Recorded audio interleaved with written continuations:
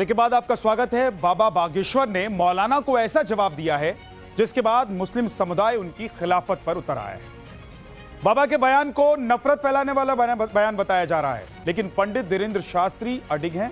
वो कैमरे पर कह रहे हैं कि हवस के पुजारी होते हैं तो हवस के मौलाना क्यों नहीं, और उन्हें इस बार अयोध्या से लेकर वाराणसी तक के साधु संतों का सपोर्ट भी मिल रहा है। क्या है बाबा बागेश्वर की नई सनसनी, आपको दिखा।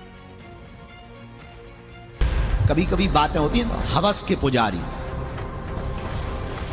हवस का मौलवी नहीं कभी सुना होगा, पुजारी जरूर होता। उनको ऐसी बात कहने में बिल्कुल कतन शर्म नहीं आती है, जबकि वो एक धार्मिक व्यक्ति हैं। केवल हवस का पुजारी क्यों, हवस का मौलवी या फिर हवस का मौलाना क्यों नहीं हो सकता है? और होते हैं कई ऐसे केस मिले।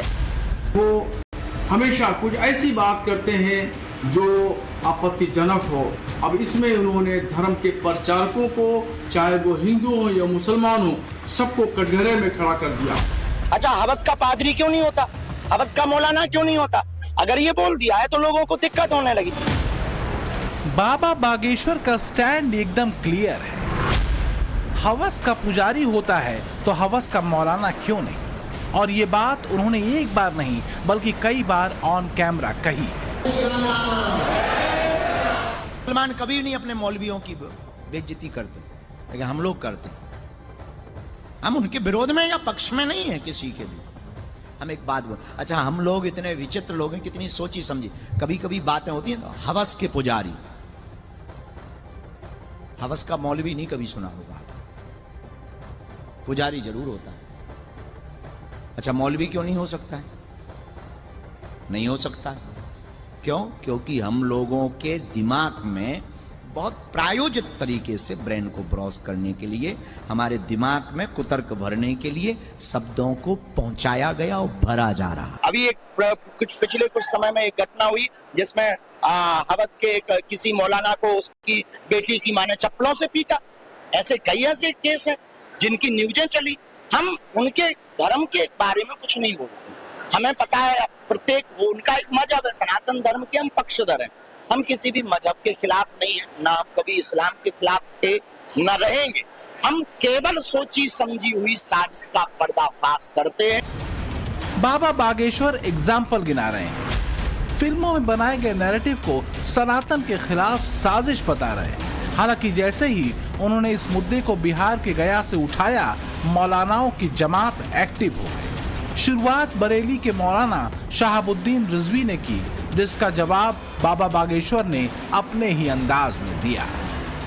धार्मिक व्यक्ति होकर के धर्म के प्रचारकों के खिलाफ वो इस तरीके से वो जलूल की बातें करते हैं, उनको शर्म आना चाहिए। मौलाना लोग खुदा और रसूल का खौफ रखते हैं, उनको दुनिया में भी जवाब देना है और आखिरत में जवाब देना है।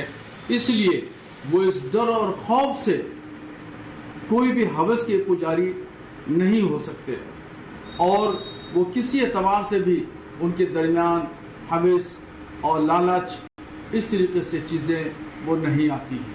हम धर्म गुरु हैं, हमारा दायित्व है धर्म की रक्षा करना। तो जो चीज हम एक एक चीज पर बोलते हैं, इसी बार पर थोड़ी बोलते हैं। हम अपने हिंदुओं को बोल रहे थे, सनातनियों को बोल रहे थे कि कभी भी कोई भी इस्लाम का व्यक्ति अपने मौलवियों की बेइज्जती नहीं करता, मजाक नहीं बनाता, हंसी नहीं उड़ाता। और सनातन धर्म का आदमी तुम देख लेना, वो जरूर उड़ाता है। कई ऐसे मुहावरे हैं जो बहुत प्राचीन मुहावरे हैं, मुंह में राम बगल में छुरी, ऐसे मुहावरे हैं। तो हमने इस पे भी चर्चा हम करते हैं, इस पे भी हमने चर्चा की।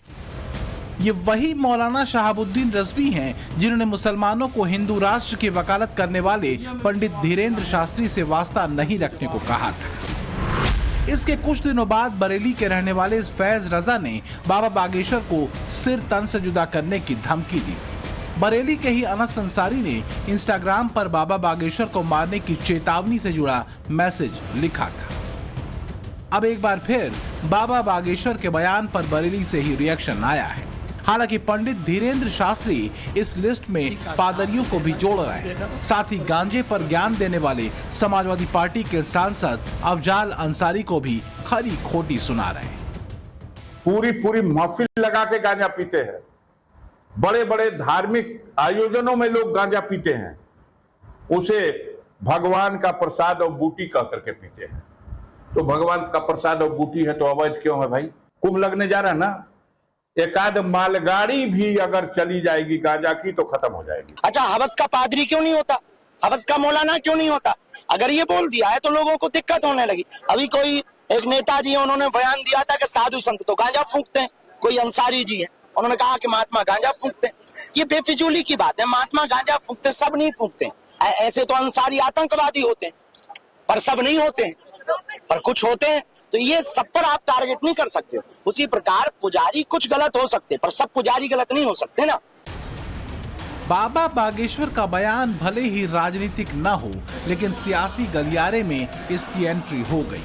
समाजवादी पार्टी के नेता एसटी हसन भी बाबा बागेश्वर पर सवाल उठा रहे हैं। ये अलग बात है कि बाबा बागेश्वर इसे हिंदुओं को जगाने वाला बताते हैं।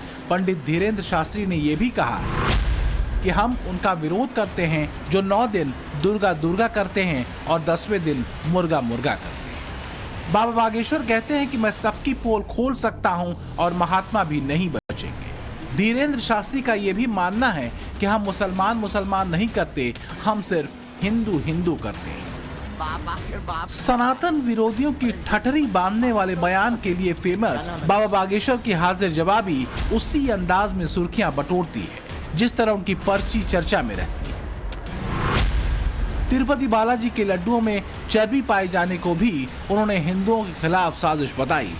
वक्फ बोर्ड के जवाब में हिंदू बोर्ड की लगातार वो मांग कर रहे हैं। साथ ही भारत में बांग्लादेश जैसे हालात पैदा न हो, इसे लेकर मुहिम भी चला रहे हैं। सनातनियों को एकजुट करने के मकसद से बाबा बागेश्वर नवंबर महीने के आखिर में 160 किलोमीटर लंबी यात्रा निकालने वाले। हालांकि इस मिशन से पहले उनका बयान सुर्खियों में है, जिस पर हिंदू धर्मगुरुओं का सपोर्ट भी मिल रहा है। गुनाह का अल्लाह क्यों नहीं हो सकता? देवता ही क्यों? हवस का मौलवी क्यों नहीं हो सकता है? पुजारी क्यों?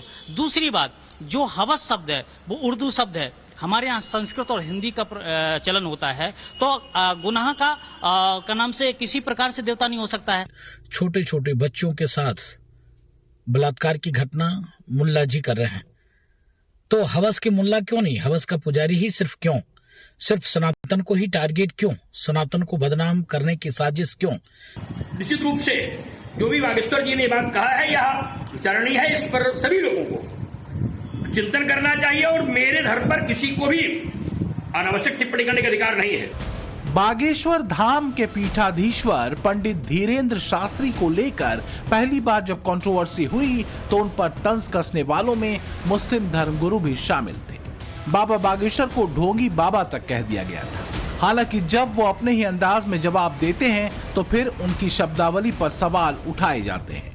बाबा बागेश्वर की मौलाना वाली टिप्पणी पर मुस्लिम समाज क्या कहता है, उसे भी सुन लीजिए।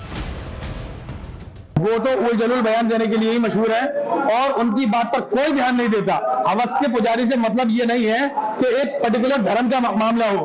हवस के पुजारी का मतलब तो ये है कि हवस का पुजारी कोई भी हो सकता है। कोई भी किसी महिला के साथ उसकी बगैर मर्जी के जबरन ऐसे कार्य करता है जिससे उसको पीड़ा हो, वो उसको हवस का पुजारी कहा जाता है। हम लोग तो उनको दिमाग में बैठाते नहीं है। पहली बात तो ये, अगर आपके दिमाग में बैठा हुआ ये शब्द कि हम लोग हवस के पुजारी हैं और ये शब्द पंडितों के साथ ज्यादा यूज होता है, तो ये उनकी सोच है। हम लोग तो नहीं बोलते हैं क्योंकि ये हमारा मुल्क जमहूरी मुल्क है, सेकुलर मुल्क है। हम कोई भी काम, या हमारे बड़े मौलवी या हमारे बड़े मौलाना कोई भी काम, कोई भी शब्द ऐसा यूज नहीं करते हैं कि जिसके जज्बात को ठेस पहुंचे। ये प्रायोजित तरीके से एक बड़ा षड्यंत्र रहा जो गजवाए हिंद का हिस्सा रहा कि जब सनातनी आपस में लड़ेगा, कमजोर होगा, तो उनका अपना मिशन कामयाब होगा।